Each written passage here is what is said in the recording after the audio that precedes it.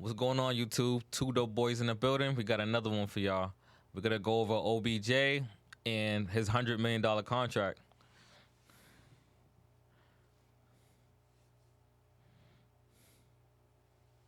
If I didn't have a dollar in my account right here today as we speak, I'm gonna be straight for the rest of my life. No question, right? I don't think everybody is in that. And when you've sacrificed your whole life to get here, and you're like, yeah, I played 10 years in the league. And I always explain this to people, I'm like, bro, you give somebody a 5-year, $100 million contract, right? What is it really? It's 5 years for 60. You're getting taxed. Do the math. That's 12 a year, that you have to spend, use, save, invest, flaunt, like whatever, however, just being real. I'm gonna buy a car, I'm gonna give my mama a house, I'm gonna do, everything costs money. So if you spending $4 million a year, that's really 40 million over 5 years, 8 a year, And now you start breaking down the numbers, it's like, that's a 5-year span of where you're getting 8 million. Can you make that last forever? And you always hear the people who ain't us and ain't been in the position, be like, oh, well, that would last a lifetime. Whew, $100 million to a lot of people is a lot of money. We always hear people, to finish what he was saying, we always hear people who never had that opportunity say what they would not do because their spend is not the same. That is true. If you keep the spend the same, but the income is different, you'll be good. See, what changes is when you get the income and your spending habits change. You feel what I'm saying? Man, I get a Ferrari, man, I can make that back next week. But the thing about the Ferrari is, hey, you got the insurance, the maintenance, hey, the tag on it. Yeah. Each year over year is like, yo, it's gonna cost you close to about 6 to 20 bands. Man, the problem is getting the Ferrari in the first place. Absolutely. People are worried about impressing people, keeping up with the Joneses, Absolutely. trying to look fly. And it's like, you can't play those type of games because there's always going to be somebody better off, more well off than you. You want to stunt, there's somebody that stunt harder than you. Yep. So don't even get into that game. Like, just secure the bag. Make sure you have generational wealth for your family so that your family's good, your grandkids are good. They don't have to struggle like you did. Yeah, I completely agree, Doug. 60 million, 20 million. I mean, don't buy a $5 million house, Doug. Exactly. You know what I'm saying? Like, people can't live more than their means, man. Like you said, the insurance, the upkeep. I mean, you got 4 acres. You know what I mean? You're going to have to be paying for that to get mowed every 2 weeks, something like that. Like, just don't go that hard, man. But I think one of the problems is, like, they get these contracts and they're super young. So they don't think like far along, like, oh, this is the years, or these are the years that I'll be making most of my money for my life, basically. Like, this is my nest egg. They don't think like that. They think I gotta stunt, I gotta have the latest whip, I gotta have that exclusive, the Bugatti and all that. Like, what's his name? Odell said it himself. He said, I got to flaunt. Like, and then that has no price tag. Like, basically, it's unlimited money that you're going to use to flaunt. It's not like you like, oh, I'm using $100,000 to flaunt. Like, it has a question mark under it because you're going to try to stunt harder and harder every time. If I'm not mistaken, he was hanging out with those Kardashians. Wilding out. You know how they move. Yeah, they stunt hard. You can't overstunt them. Yeah, he was moving with them for a while, though. Yeah. And I think you just have to, like, set your pride aside and be like, look, this is what I can afford. I can't be in these circles. I can't be in these crowds. But I know I can take care of myself, you know what I mean, from here till whenever. Exactly. But I think, my fault, I got one more piece. I just think that, especially if you grew up with a struggling family, it's like, even if you didn't, like, grow up in that life, like, basically, having mad money and stuff like that, you've seen the other side of it and not having food to eat. And it's like, if you don't really want to go back there, why would you, like, spend so much money? And, like, you should practice living a modest lifestyle, But I know a lot of people going to say, oh, it's easier said than done. True. And when you get the money, you say this now, and then when you get it, you do something different. But I think from what, like, me and you was trying to say is, like, in order to keep it, you just can't be wilding out, man. exactly. That's all. Exactly. You can enjoy it, but just don't wild out. Exactly. You relocate and say, hey, I had this car in Miami. I want to bring it back to Atlanta. You got to get it registered in a different state. Doing too That's much. going to cost you, bro. That's a headache. The thing that I respect about this is the vulnerableness. And by no means did OBJ say he's broke. But I think people in this position that can relate to him can say, hey, when you look at a Brandon Ayuk, this is why these conversations have to be, hey, bro, that money, man, you need that. Mm-hmm.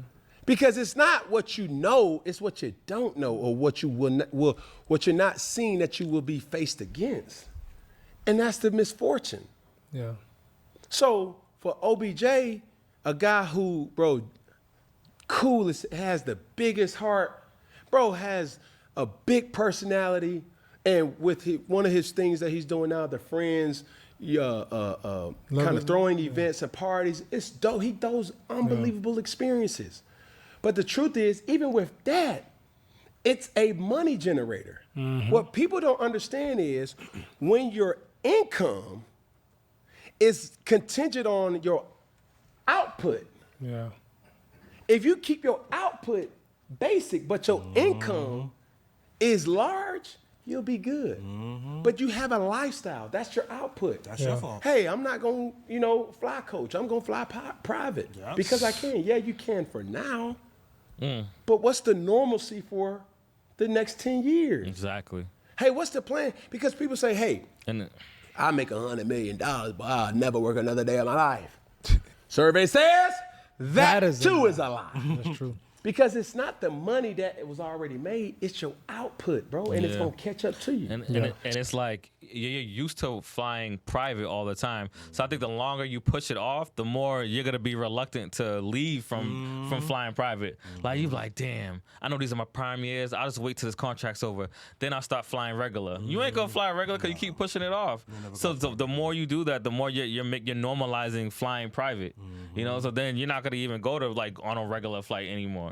You you got to get your priorities straight. Yeah, people can't go back to the regular lifestyle, man. That's the thing. Even when, let's just say somebody wants to get divorced from somebody like this, and the female, it's like, I'm not going back to a regular lifestyle. Nope. Even though you were, like, basically living off of this athlete. Exactly. You know what I mean? Like, she's not going back to mediocre Nope. crumbs, you know what I'm saying? She's gonna be living off that athlete, some type of alimony, and then she's probably gonna find somebody else that's gonna fund her lifestyle.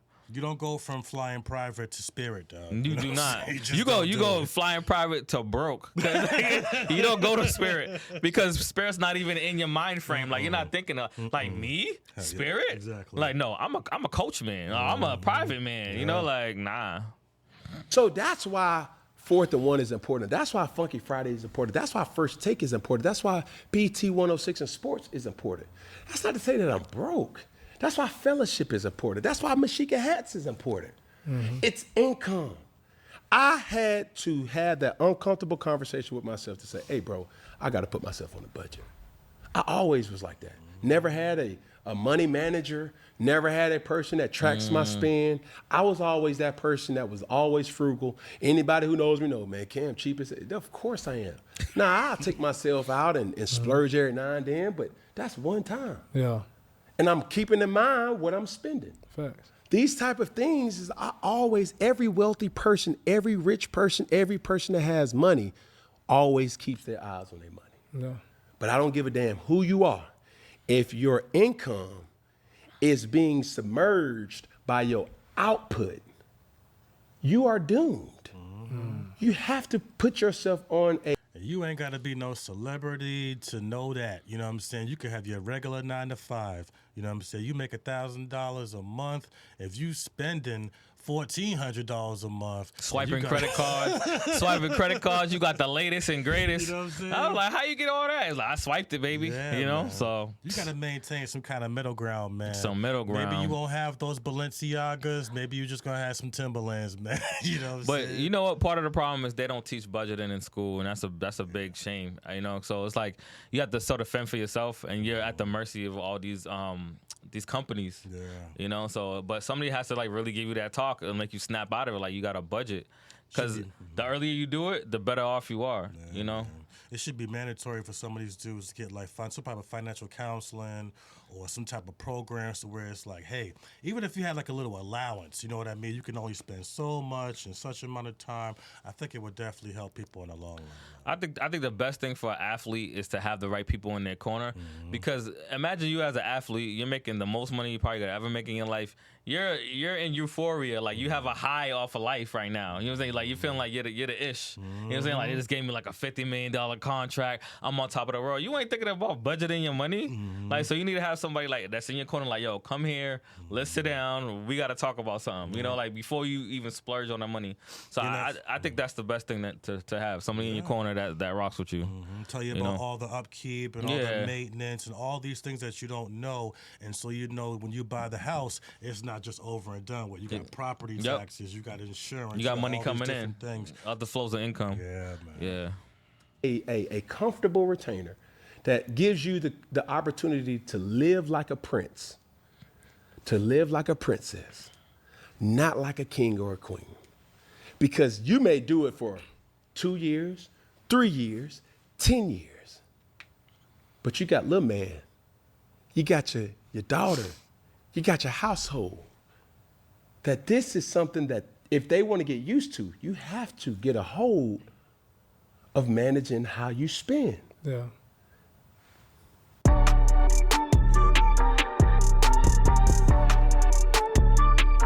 Yeah, man, definitely, man. My take is, man, definitely watch your pockets, man. Be frugal by any means, man. Put that money up in a trust, you know what I'm saying? 401k. Yeah, man, make some Roth investments. IRA. Flossing ain't all that, you know what I'm saying? Because like my man said, somebody's always gonna floss harder than you, dog. You know what I'm saying? It ain't even worth trying to keep up with the Joneses, man. You know what I'm saying? Make that money last. That's all we got for y'all. I'll see you on the next one. Two dope boys. Leave us a like, comment, and subscribe. We out.